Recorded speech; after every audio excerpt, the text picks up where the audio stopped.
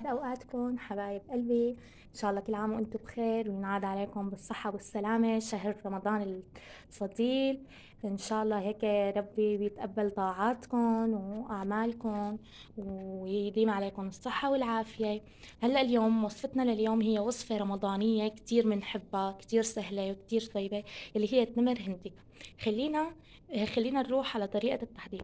أول شي عندي 300 جرام تمر هندي، عندي سكر مع زهر ولتر مي. حاليا المي بدنا كمان لتر حاليا هدول. هلا اول خطوه بدنا نعملها انه نحن بدنا، اذا بدك تساويها انت اليوم يعني باليوم اللي هو يعني اليوم نفسه، بدك تنعقي اول شيء التمر هندي شي ساعتين، بعدين تغليهم، بعدين بنشتغل بقلكن على الباقي. اما اذا بدك اياها بدون ما تغليها تنقعيها من قبل بيوم وبيمشي الحال. انا رح اساوي لكم الطريقه المستعجله اللي هي بنفس اليوم. هلا عندي التمر هندي بنجيبه وبنبلش بنفرفطه هيك شي، يعني هيك شقفات ناعمه. هلا بعد ما فرفطناه بهذا الشكل بنجيب لتر مي وبننزله عليه. هي اول طريقه. هلا ندعكه شوي مع المي اللي عنا. هلا اخذت من لون التمر هندي. هلا بنتركهم منقوعين لمده ساعتين، بعدين بنرجع بنشتغل فيهم.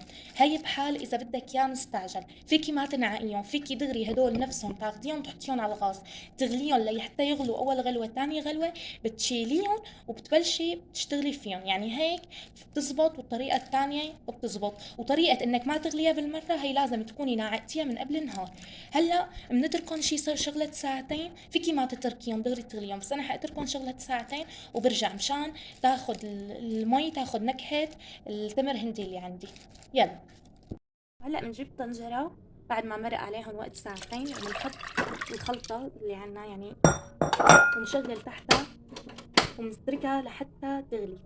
هلا بعد ما غليوا عندي بنشيلهم وبنعمل بنطبق الخطوه اللي بعدها.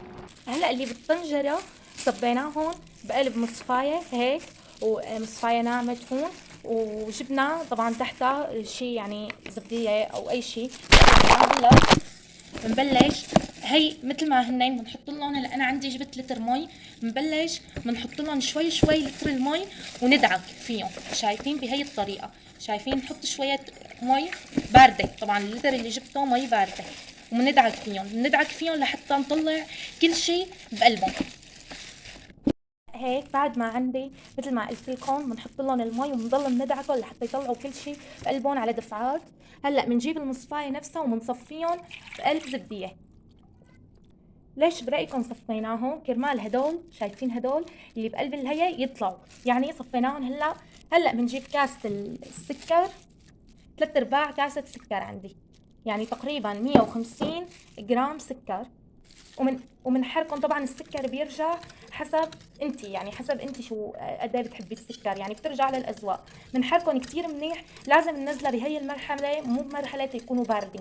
يعني هلا هيك المي السخنه اللي كانت عم تغلي مع المي البارده صارت فاتره، يعني هيك منيح كرمال يذوب السكر. وهلا هيك عبيناهم بإبريق وبنتركهم لحتى يبردوا.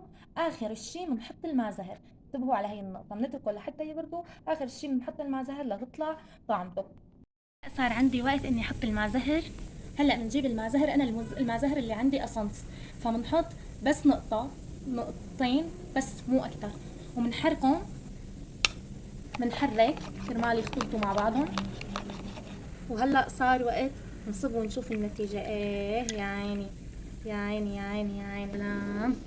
أطيب شربة بشهر رمضان المبارك. إن شاء الله ينعاد عليكم بالصحة والسلامة والخير عليكم وعلى أحبابكم يا رب. كان معكم الشيف نانا، بحبكم كتير. بتمنى تدعموني وتحطوا لايك، تشتركوا بالقناة ليوصلكم كل جديد.